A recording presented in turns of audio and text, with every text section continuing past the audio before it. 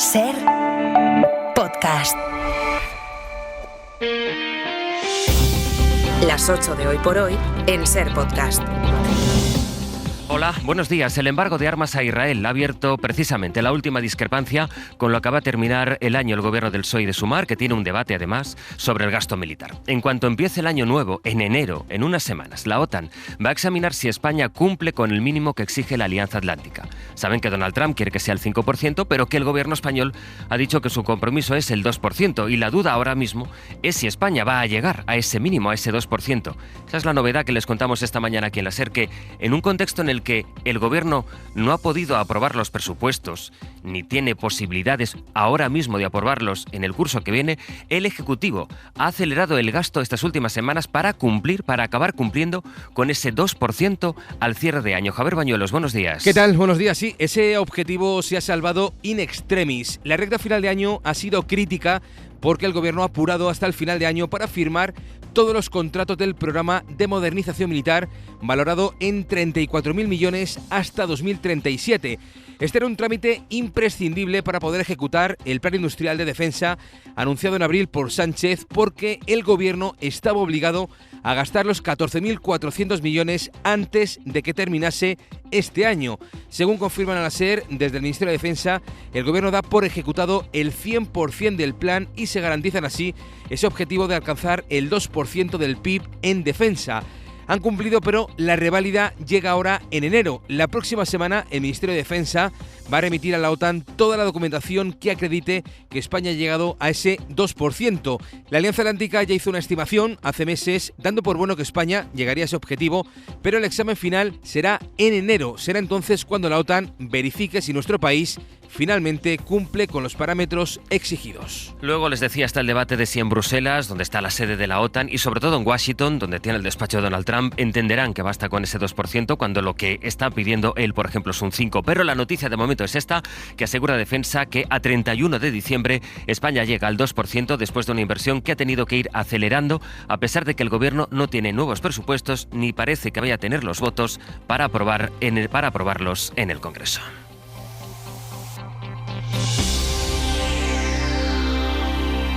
El del gasto militar ha sido uno de los últimos debates para el gobierno en este cierre de 2025, en el que el PSOE ha tratado de tomar distancia de la gestión que hizo quien fue el hombre fuerte del partido, mano derecha del presidente y secretario general de los socialistas, de Pedro Sánchez. Estamos hablando de José Luis Ábalos. De ahí la auditoría que explicaron ayer en Ferraz, en la que salían a la luz esos gastos de Ábalos que encajan, la verdad, que muy poco con el trabajo de un secretario de organización y los gastos que se le presumen. El PSOE se agarra a que esa auditoría, que no tiene nada que ver con el informe que hará la UCO de las cuentas de Ferraz, que va por otra parte de la investigación de un juez de la Audiencia Nacional sobre las cuentas de los socialistas, ese informe descarta la financiación ilegal del partido.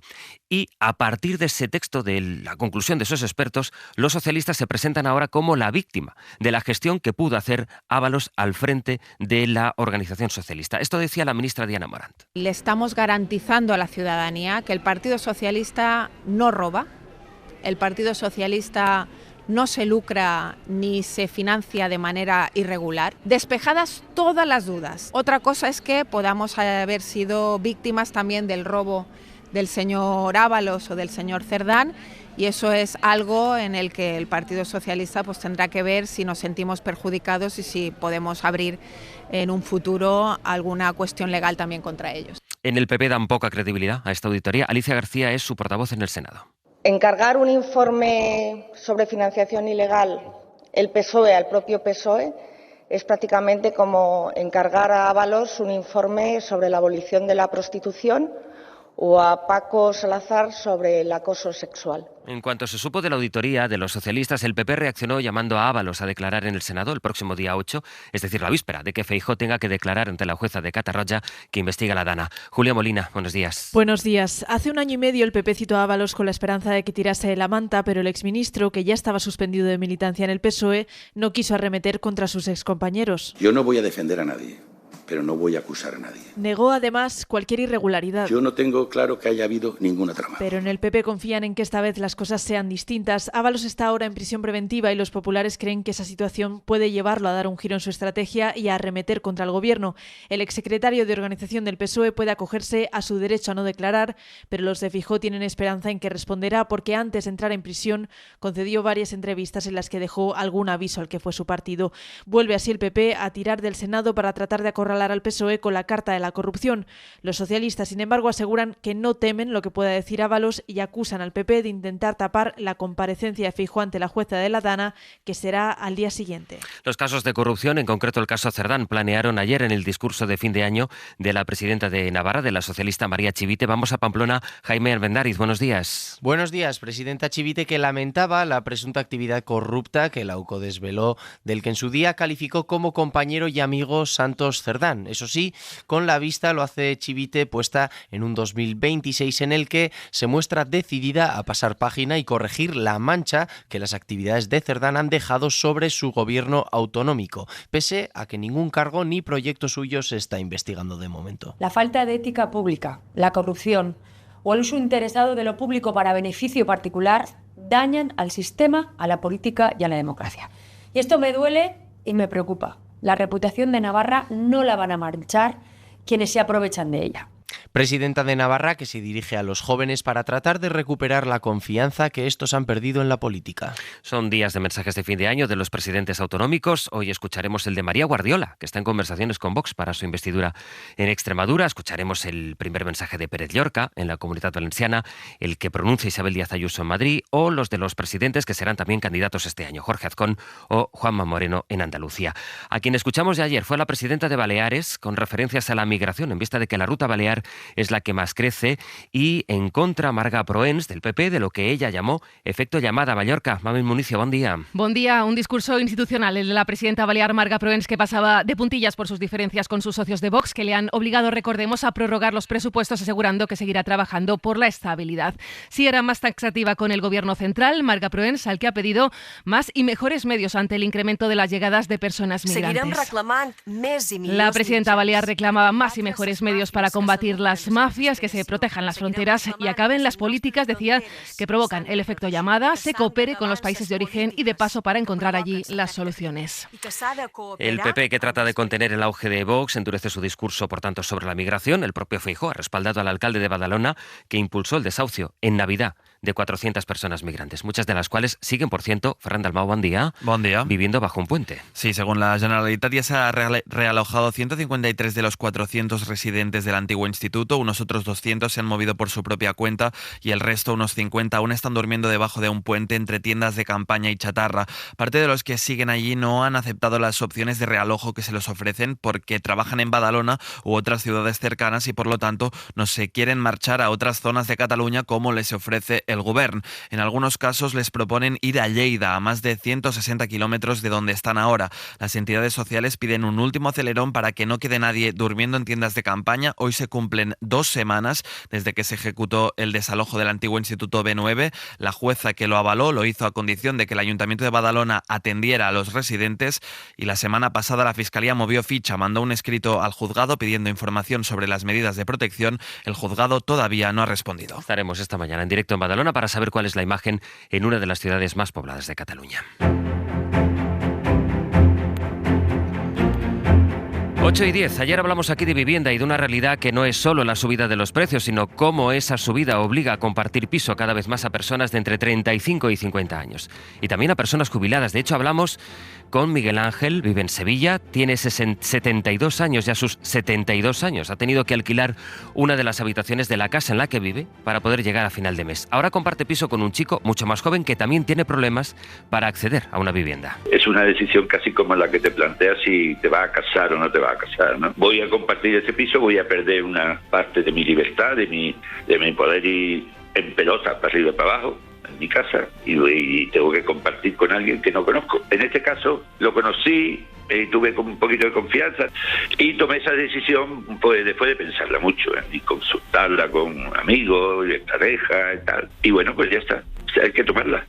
Hay que tomarla si quieres seguir manteniendo un poquito de calidad de vida y que no vivas solo para pagar tu alquiler y la luz. Una de las razones de los precios del alquiler, de la compra, de la vivienda está en el uso turístico. Viene un año de subida de tasas para el turismo, aunque los expertos discuten que esas tasas, más allá de la recaudación, sirvan para regular el flujo de visitantes y el impacto que eso tiene en las ciudades y en los precios. Edu Hernández, buenos días. El turismo se prepara para un año de subida de tasas e impuestos en muchas partes de Europa. Barcelona la subirá a un rango de entre 3,40 y 7 euros en función del tipo de alojamiento.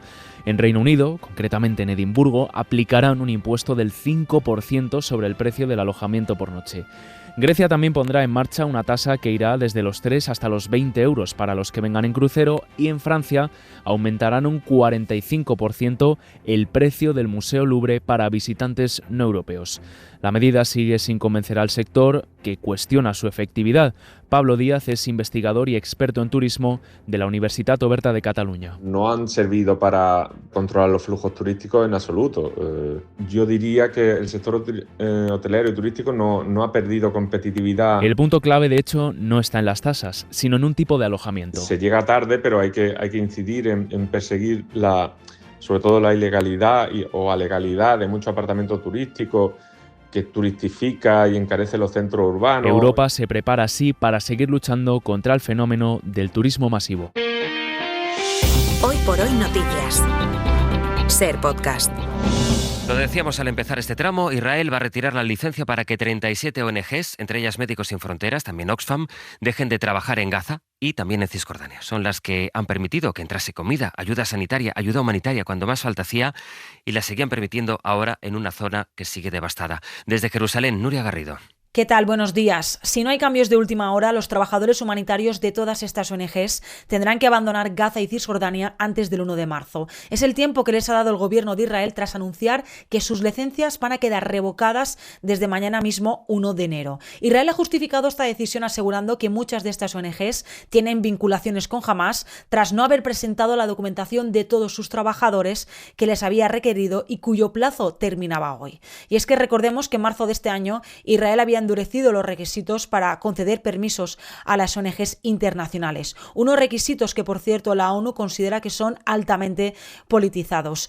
En las últimas horas, por cierto, le ha pedido a Israel que reconsidere esta decisión, que va a poner en peligro el funcionamiento de hospitales de campaña, centros de atención primaria, servicios de agua y saneamiento de los que se encargan estas ONGs, tanto en Gaza como en la Cisjordania ocupada. Eso en Gaza, en el otro gran conflicto abierto ahora mismo, el de la invasión rusa a Ucrania. Rusia ha asegurado esta madrugada que ha sufrido varios ataques de drones ucranianos, algunos de ellos incluso sobre la capital, sobre Moscú. Nicolás Castellano, buenos días. ¿Qué tal? Buenos días, José Luis. Vemos, Nico, cómo va creciendo la tensión entre Zelensky y Putin, que ha decidido acercar misiles, además misiles importantes, a la frontera con la Unión Europea. Sí, Moscú tiene ya a tiro directo grandes ciudades europeas y, según la propaganda militar rusa, esa joya de la corona, esos misiles hipersónicos Oresnik, son 10 veces más rápidos que los misiles actuales y se pueden colocar incluso ojivas nucleares. Ya desplegados en Bielorrusia pueden alcanzar, dicen los rusos, Varsovia en apenas 15 minutos o el cuartel general de la OTAN en Bruselas en apenas 17 minutos. Un modelo de misil que Putin ha probado, por cierto, ya en el terreno en Ucrania. De la noche y la madrugada, como dices, Rusia acusa a Zelensky de haber bombardeado un puerto y el entorno de Moscú. Según medios ucranianos, hay hasta ahora aún varios núcleos de población cercanos a la capital de la Federación Rusa que siguen sin suministro eléctrico. Desde allí, Zelensky anunciaba anoche que espera reunirse con los líderes europeos en París el Día de Reyes, el 6 de enero, para seguir intentando avanzar en las negociaciones que él y Trump consideran más avanzadas que nunca, pero que a diario Moscú desinfla. Nicolás, gracias. Hasta luego. En Venezuela. En Estados Unidos. Y solo en Estados Unidos y de Estados Unidos transmitir noticias falsas y todo lo que dicen es mentira. Primer discurso de Nicolás Maduro después del primer ataque de Estados Unidos contra un objetivo terrestre de su país. Habla Maduro de noticias falsas, pero no alude a ese ataque, tampoco a las amenazas de Trump de pasar a una nueva ofensiva mayor, más allá de los ataques a supuestas narcolanchas. Bayo. Sí, una treintena de ataques, recordemos, en alta mar que dejan desde octubre más de un centenar de muertos sin que por ahora Washington haya dado evidencia alguna de que esas lanchas portasen drogas. Maduro ha insistido este martes en que son sus fuerzas armadas las que combaten a los cárteles del narcotráfico y ha acusado a Washington de propagar noticias falsas sobre su noble país, ha dicho. Ustedes en las redes, mujeres, en español, en inglés, en guayú, ustedes pueden romper el veto y la censura que tienen a esta hora en los medios de comunicación de Estados Unidos sobre la verdad de Venezuela. Maduro, sin embargo, no ha desmentido la información del New York Times, según la cual Trump ordenó en Nochebuena a la CIA un ataque con drones contra un muelle de carga de drogas en territorio venezolano, una agresión sin precedentes que tensa aún más la cuerda entre Caracas y Washington. Maduro se sabe amenazado por la Casa Blanca e insiste en su mensaje antibelicista. Not crazy world. Yes, peace, forever, forever, forever. Decirle al pueblo de Estados Unidos, no a la guerra. Y así es como Maduro ha despedido el año con ese mensaje antibelicista después de que Washington lo haya puesto en el punto de mira, acusándolo de liderar el cártel de los soles que, según Trump, inunda las calles de Estados Unidos con drogas. Este último día del año va a ser día de anticiclón, aunque viene una borrasca, su nombre es Francis, que dejará fuertes lluvias en casi toda España en el inicio del año. Llegará mañana, día 1, entrará por Canarias, dejará allí lluvias y ya el viernes llegará a toda la península por el oeste. Para el fin de semana es para cuando se espera que la borrasca afecte ya al resto del territorio. Nos decía nuestro meteorólogo que atención incluso a las cotas bajas en esta Nochevieja, en que la patronal de los sectores del ocio calcula que hoy recaudarán más de 200 millones de euros. Esta noche estarán abiertos 16.000 bares en nuestro país y discotecas que esperan recibir en total a más de 6 millones de personas para celebrar la salida y la entrada del nuevo año. Hoy comentaremos la actualidad en el abierto con Lourdes Pérez, con Berra González Harbour y con Cristina de la Hoz. Para no perderte ningún episodio, síguenos en la aplicación o la web de la SER, Podium Podcast o tu plataforma de audio favorita.